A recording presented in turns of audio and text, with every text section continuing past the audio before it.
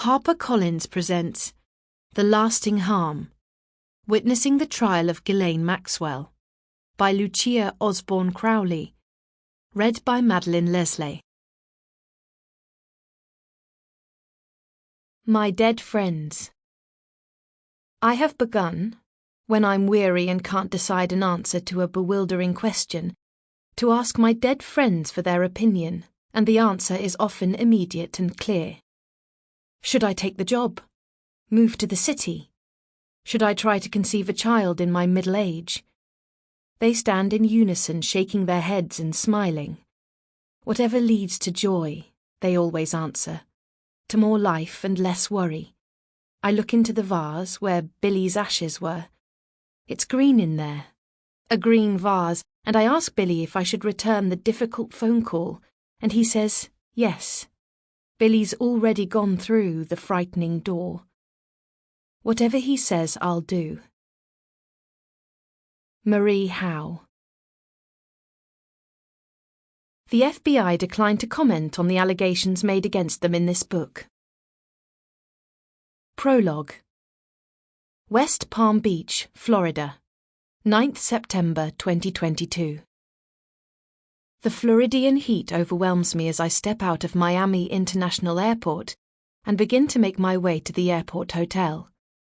The air is heavy and full of moisture, the hot wind carrying an ominous feeling, a sense of dread.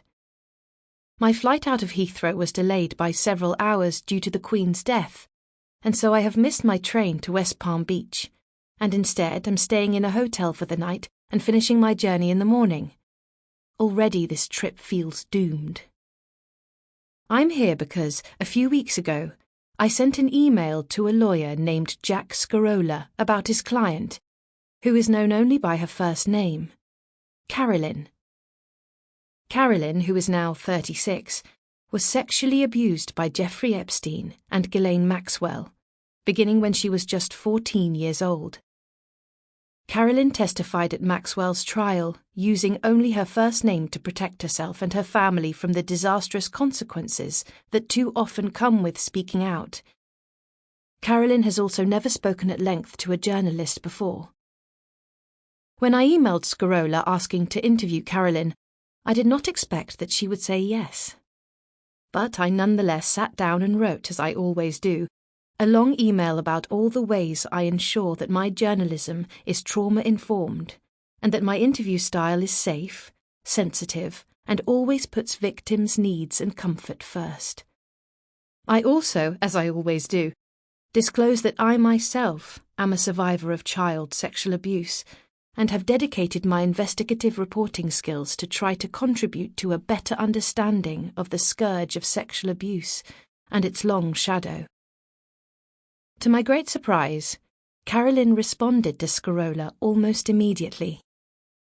Please tell this journalist I would love to speak to her for her book and to call me ASAP. Before long, Carolyn and I had spoken on the phone and arranged for me to fly to West Palm Beach to see her.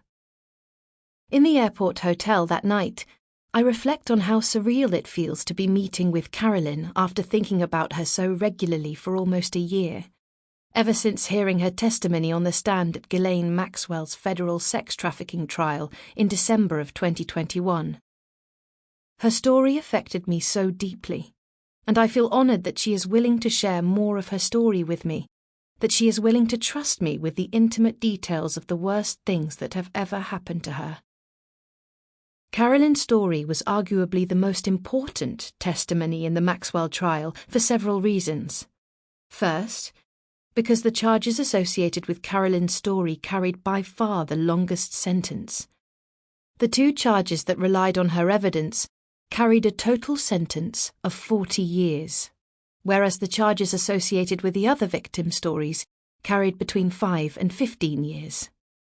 That's because Carolyn was trafficked by Jeffrey Epstein and Ghislaine Maxwell between 2001 and 2004, making her ordeal the latest of the four, with the other three victims being abused in the 1990s. When Maxwell and Epstein abused Jane, Kate, and Annie, the other victims who testified at the trial, no substantive federal law existed. Sample complete. Ready to continue?